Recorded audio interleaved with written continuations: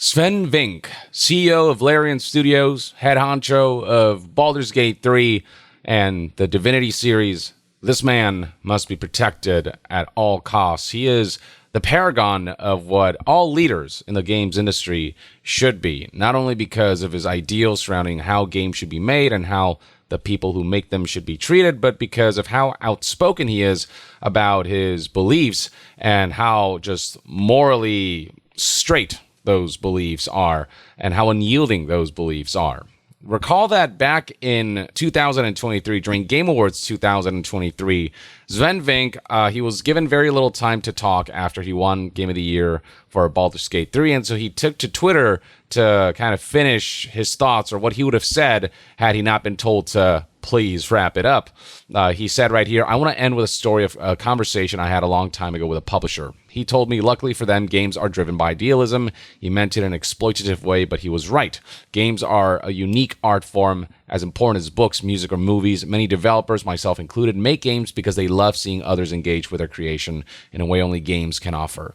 They don't care that much about the money made beyond it being the fuel they need to create new and better games. It's worth reminding everyone that fuel is but a means, not a goal.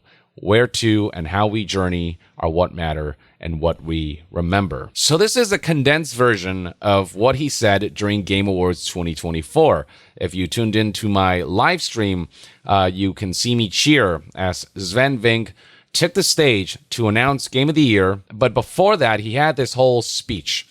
Basically, what he would have wanted to say had he been given the time last year, he got to say this year, as the Game Awards was a lot more lenient with the amount of time allotted to award winners and to presenters. Even between 2023 and 2024, between Game Awards 2023 and 2024, we saw Swen Vincke speak out via interviews like this one from March 28th, 2024. He once again repeated this kind of exploitative notion that, luckily for us, based on a conversation he had with a publisher, this industry is driven by idealism, by which he really meant this is how we profit. We abuse that idealism. We abuse artists' love for games, forcing them to implement elements that are nefarious, that are kind of a negative force towards the pure artistry of game making, and it becomes about, maximizing recurrent revenue. All of that was kind of discussed in this interview, and how models have been pushed too far in pursuit of profits, rapid profits, pursuit of bonuses. And so as a result of that, you saw a whole bunch of people being fired, which is predictable because we've seen it over and over and over, mistreating their employees and treating them as expendable when so much knowledge is built up when you get veteran developers, and when you end up firing them, they don't actually know how much that costs them because of all of that knowledge lost that will make future projects just that much more difficult, because you're essentially doing a hard reset on the kind of experience and knowledge that is built up. So all of these things Swen Vincke has talked about before. But then here we have Swen Vincke in the Game Awards 2024, and the choice words he had to pick out here, I just kind of want to play this for you guys. Swen Vincke really does give me hope that more leaders like these can arise, that Swen Vincke can inspire other developers to lead like Swen Vincke does and have the ideals that Swen Vincke holds. He just offers this cozy sense of comfort that you can have integrity in the art of making games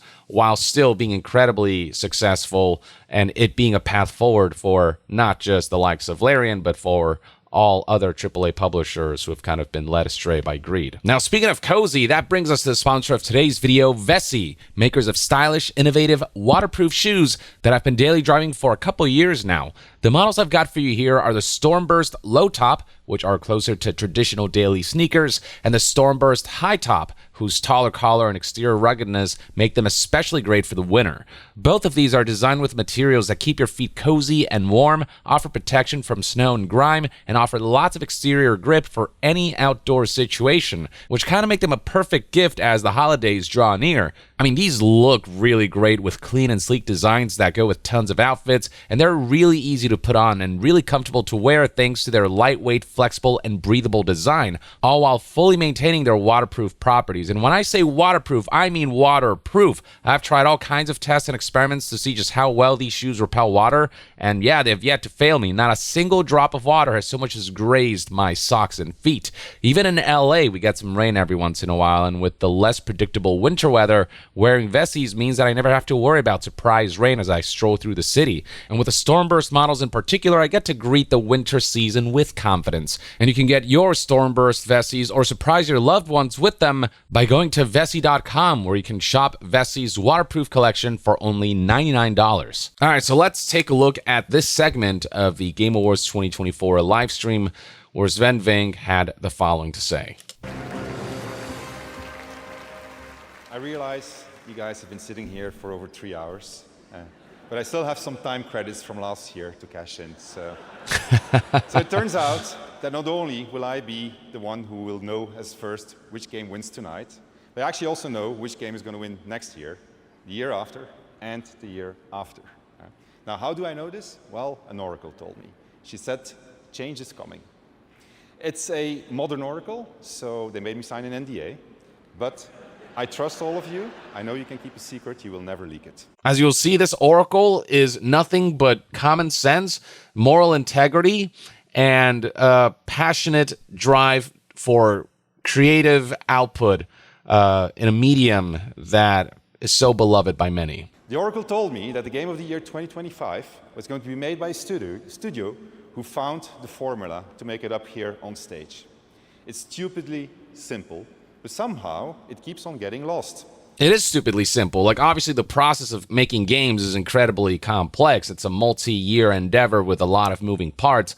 But the ideals that pave the road towards studios that rise to the status of Larian, that rise to the status of your FromSofts and your C projects, that pave the road to franchises that maybe start out small with a niche dedicated, loyal fan base, but then eventually becomes mainstream. All of that comes from what he's about to explain here. The ideals behind this really is stupidly simple, and when you look at all of the games that have won Game of the Year or been nominated for Game of the Year that followed this exact guideline.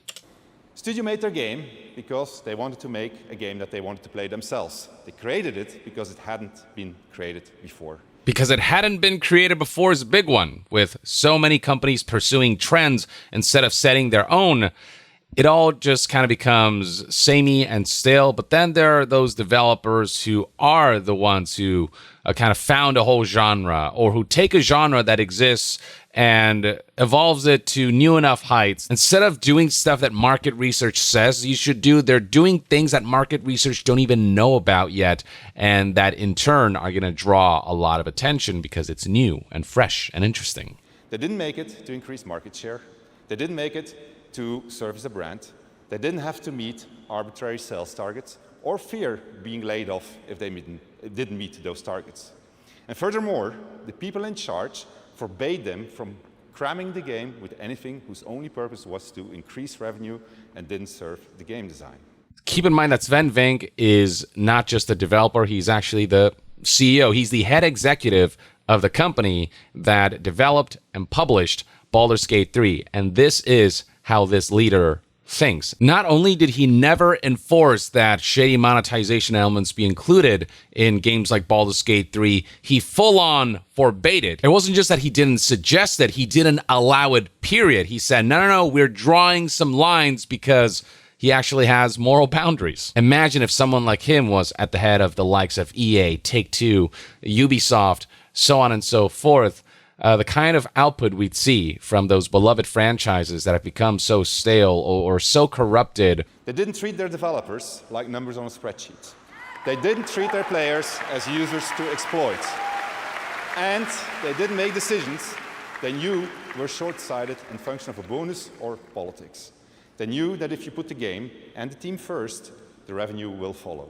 Yeah. They were driven by idealism and wanted players to have fun. And they realized that if the developers didn't have fun, nobody was going to have any fun. They understood the value of respect, that if they treated their developers and players well, those same developers and players would forgive them when things didn't go as planned. But above all, they cared about their game because they loved games. It's really that simple, said the Oracle.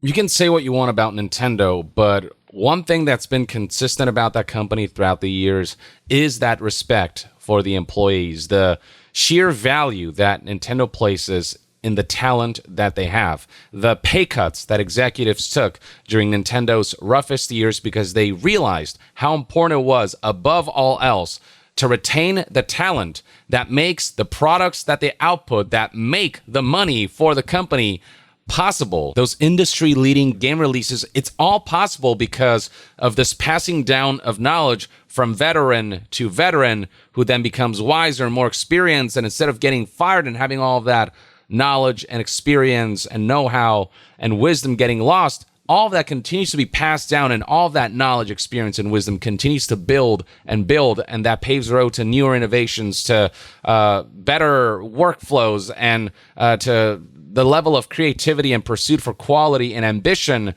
that can be realized as a result of all that built up knowledge, wisdom, and experience that can only come from treating developers with respect. And you talk about respect for the players. You look at what Baldur's Gate 3 has done, and it's been nothing but respect. There's nothing that was paywalled in some weird, shitty way. All of the game's densely packed content was offered in a single, easy-to-follow transaction with no charts involved as to what editions give you what.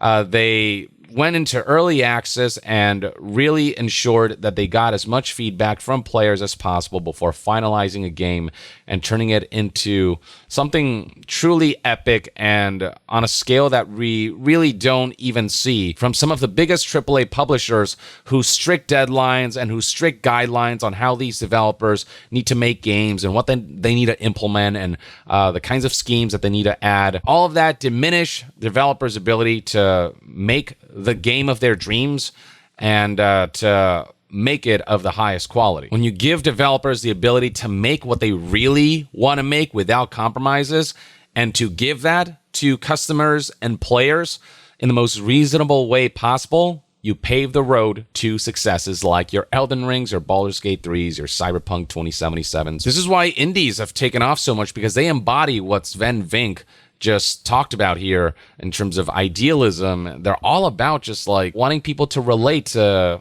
that passion for this idea, that this vision that they had, that they can then share with the world. And it can be something as simple as Balatro, something of a humbler budget made by a single person who managed to like sweep at the Game Awards because of the idealism that this individual had. They did not design Balatro with this preordained plan that this was going to make so much freaking money and win all of these awards. They just had this idea of like, this would be fun.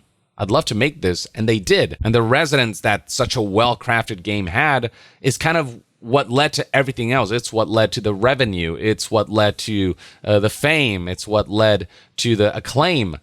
All of that wasn't pre-planned. The core kind of intuition that went into a game like Balatro was, what's fun for me? What do I need to share with the world? What do I have to say to the world? What kind of fun do I have to offer to the world through the artistry that I'm about to imbue? There's just this earnestness that you can feel exude from a game that was made by developers with ideals like Swen Vincke, whether we're talking about on a AAA level or on an indie level. To have someone like Swen Vincke, who is in such a position where, you know, when he talks, people will listen.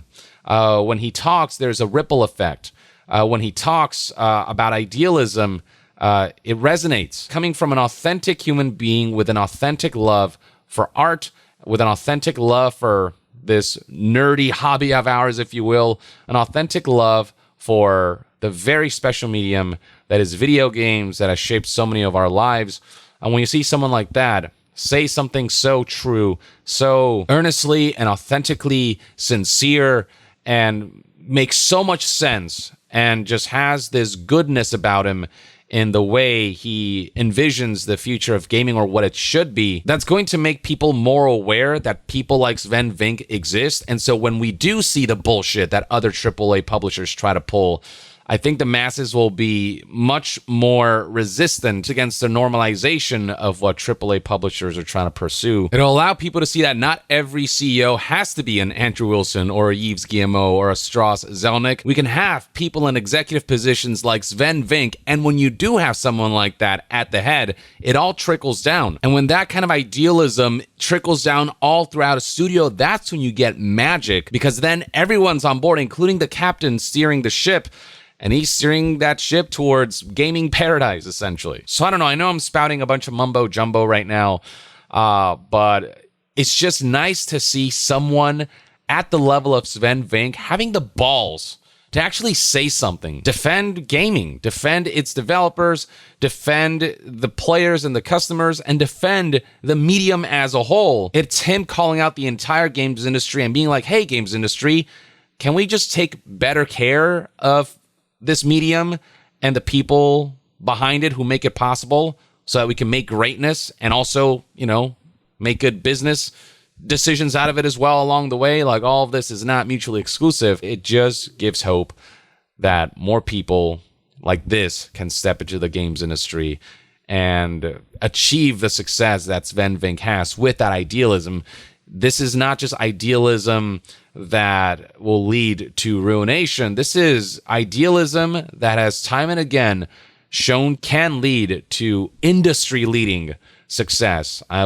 Sales and acclaim that AAA publishers can only dream about because they're going about it in just the worst way, in the wrongest ways possible. But yeah, anyway, ramble over. I just wanted to highlight this moment as among the best parts of Game Awards 2024, which overall was actually a really good show. Sven, keep fighting the good fight and keep making awesome shit.